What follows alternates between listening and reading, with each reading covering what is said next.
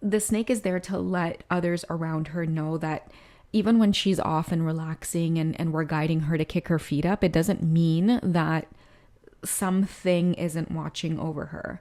And I think that's sending like a very strong message to the divine masculine, a lot of those that he is discussing the connection with.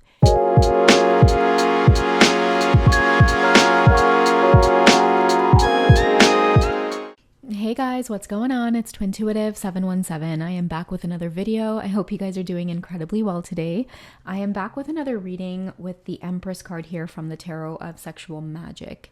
And I know that a lot of the readings have been talking about many of the divine feminines feeling very secure, very grounded, and what that's doing is it's bringing back their level of confidence. It's allowing them to sit down very much like the Empress and just enjoy the blessings around her. I was attracted to the snake in the background as well because the message I got around the snake as well is that the earth energy protects the divine feminine. The snake is there to let everyone know in her surroundings, those that watch her, those that keep an eye on her, that energetically she is protected by earth energy. So the snake is there to let others around her know that even when she's off and relaxing and we're guiding her to kick her feet up, it doesn't mean that something isn't watching over her. And I think that's sending like a very strong message to the divine masculine, a lot of those that he is discussing the connection with. He is seeing things very clearly, and there is this very protective energy as well that's just circulating around the feminine. And I just felt like the snake was representing Earth, Mother Earth. And the protection comes from the divine feminine's energy, her ability to unconditionally love. If you guys remember in the community post, I was talking about the divine feminines having to put on very masculine masks at times throughout the connection, having to hold back her feelings, having to hide her feelings. It requires a certain amount of courage and strength to be able to do that, to carry on despite being torn apart inside. And I feel that that is where this protection is coming from, because again, by loving the divine masculine, Gaia or Mother Earth is saying to the divine feminine, it's almost like a blessing or a boon. Thank you for taking care of my children. Just despite the energies that infiltrate the earth at this time, thank you. And that's why I feel like she's so strong with the staff in her hand. She's got her shield. I feel like the birds on her shield represent her fight towards unconditional love. The conch shell represents her sexuality, just being very comfortable in her skin. I love the fact that she's topless as well with the conch shell there at the bottom. Her red boots represents her passion in life, her strength and ability to walk this earth and, just being on fire at the same time. Nothing can really overtake this divine feminine's energy, no matter how much people will test her, try to overstep her boundaries, try to take advantage of her. There's always some level of protection around her, and I'm getting the word untouchable. This is seeping into the divine masculine space because, again, like I've mentioned it in past readings as well, it is like this call to action with the masculines. They are starting to see that the divine feminine is fully embodying her core energy on earth, and it's making them want to, again, be very protective, almost match this energy.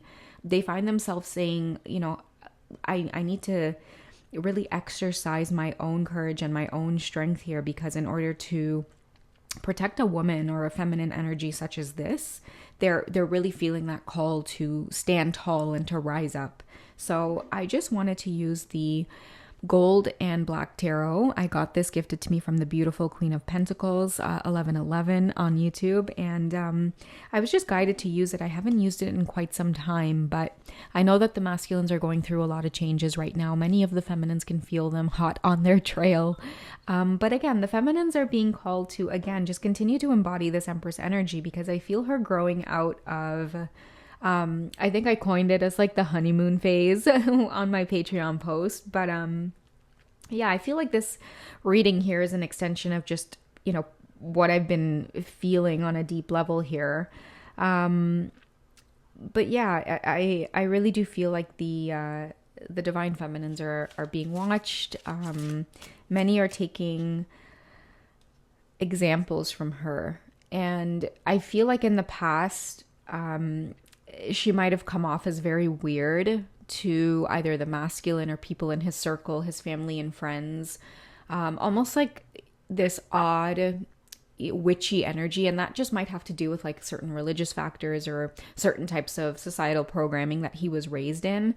But the shift that I'm getting is like now all of a sudden everything that the divine feminine has been speaking of has been, you know, getting into in terms of diving in or delving into her own spirituality and realizing that her path has to do with, you know, things like crystals and healing and prayer and meditation and yoga and solitude, being near bodies of water, and just really charging forward in her own life.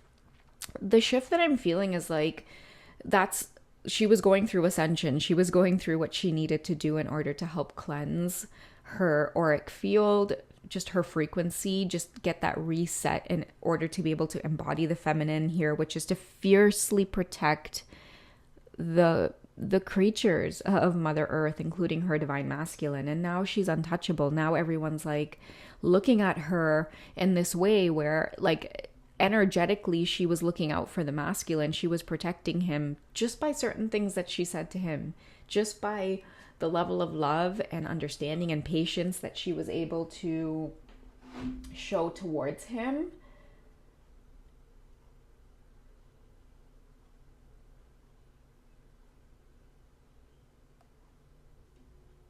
Sorry guys, I just had to keep my phone on because my son is on a little play date, so I just wanted to keep my alerts on. But yeah, sorry to cut the energy there like that. But yeah, like I honestly just feel like in the past, you know, people would look at her in this really interesting way where a lot of the stuff she believed in, they would kind of like mock it or laugh at her. And now that the earth is rapidly ascending, there are many who are shifting and they're looking to divination tools, divination studies, ways to be able to connect with their own intuition. And I see this divine feminine now being this beacon of light, and especially towards her masculine, and nothing can stop him from going towards her or being drawn towards this light. And it's making other people in his circle even more curious about her. The divine feminine as well, again with the snake here and the shield, she can find herself being somewhat guarded in terms of letting people in. She's very private this time around. Many of you are resurfacing on social media, but like the amount of people that are able to follow you is very little. Like it's not like before. It is very like I'm going to take this at my own pace type of thing. And that's what I mean by guard up. Like you're just aware, like you're so much more aware, divine feminine. You're not concerned about being nice to anybody. You're just concerned about being yourself, and however that comes off to whoever you meet, that's that. But it's not in like this very harsh way. It is more in this assertive way that carries a lot of dignity and grace in oneself. And I feel like the divine feminine has worked very hard to get here. And yeah, like I just keep getting this message that she's being watched, but not in a way that is like before, where people were just kind of like, who is this like creep, not creep, but like, who is this weirdo? Like totally making the divine masculine go bonkers, like seem like not himself. And that was his transformation to go through. That was the running that made him go bonkers. But now that he's in this state of acceptance and the divine feminine just carried on, she was like, okay, you do what you got to do there. I get this like image of like a beetle turned upside down and like their legs are like going crazy. She's like, okay, I trust that you can flip yourself over. I'm just going to go. And, you know, like the divine feminine, you know, just kind of carried on doing her thing. She never let the divine masculine's circle or his perspective or his programming shift who she was and the path that she was on. Even though at times he might have tried to, not only him, but other people in her life, close family, friends, people she had to, by now, she knows, distance herself from and, you know, really walk the path with those that she chooses. You know, she really had to put up with people kind of looking at her in this certain light. But now that she's really comfortable in her own skin. People are looking at her just very like curious to know what she knows, and even learning from her, even if it's in secret, just looking at her lifestyle, looking at what it is she's interested in. They're learning as well, you know. And so yeah, anyways, let me get into this card. I don't want to blab on and be redundant here, but yeah, I just wanted to get some messages around the divine feminine, the divine masculine. Like, yeah, Knight of Pentacles coming through, because he knows that he wants to make an offer to this Empress. Okay, so I'm going to put the Knight right beside her, because I feel like, you know, he's not quite ready yet with the King of Pentacles just yet. That was coming up in the previous reading. This might be for those of you who are, you know, like you're just, he's putting it into action now. It's like the King of Pentacles is his goal. And I feel like the Knight of Pentacles is coming up to let you know where he currently is. Knights are all about taking action. And I feel like the Knight of Pentacles is, you know, a very grounded, honest person. Someone that is ready. I see there with him holding the pentacle in his hand and as well being mounted on the horse here. So I feel like this divine masculine is not taking this connection for a joke anymore with that Pentacles energy there. You know, like very steady energy, wanting to be relied upon, wanting to be trusted. Yeah, very much a continuation of them feeling that call and rising up to the divine masculine energy, but really understanding what it means to fully be masculine now. I think that was very, very distorted with many of the masculines, thinking, you know, money and possessions and all of these things meant masculinity, when really it was an inward journey. We've got the Eight of Swords here coming up as well. Having to advance in life, just continue to push forward, even with all of these illusions, all of these disappointments as well. I feel like these disappointments kept coming up because, like, during this path that he was taking, trying to get towards the feminine, he experienced a lot of changes, especially in terms of like what it means to obtain the divine feminine's love, right? Like, I don't think he always went about it in the most authentic and genuine ways, because he was still working off of autopilot. But now I see him just taking it.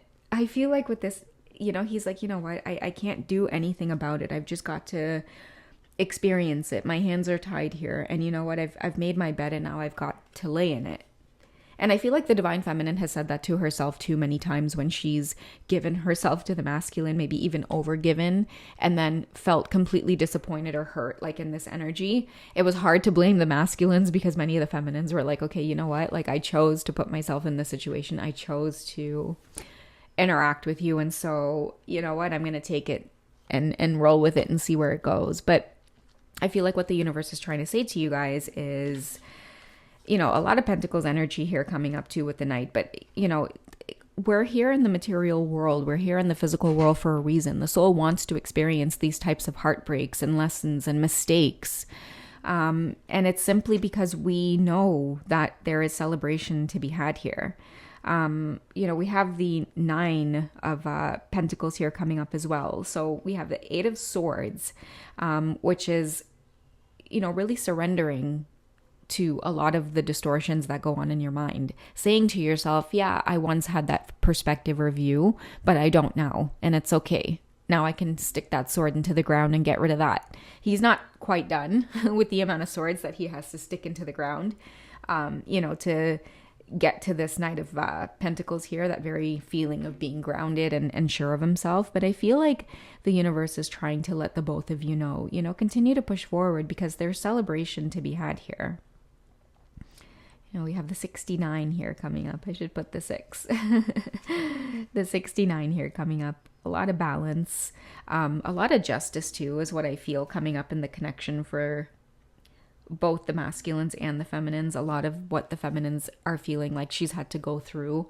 The Pentacles energy here says, like, you know, you have enough now, divine feminine. You have enough now to give. The hard part is over. You know, the changes that you went through in terms of your finances and having to, again, get to this Empress energy, be independent, learn a thing or two about abundance, know when to step from your High Priestess energy to your Empress energy to sitting down and meditating and obtaining knowledge from the Hierophant. Many of you are, mastering this journey and finding that balance.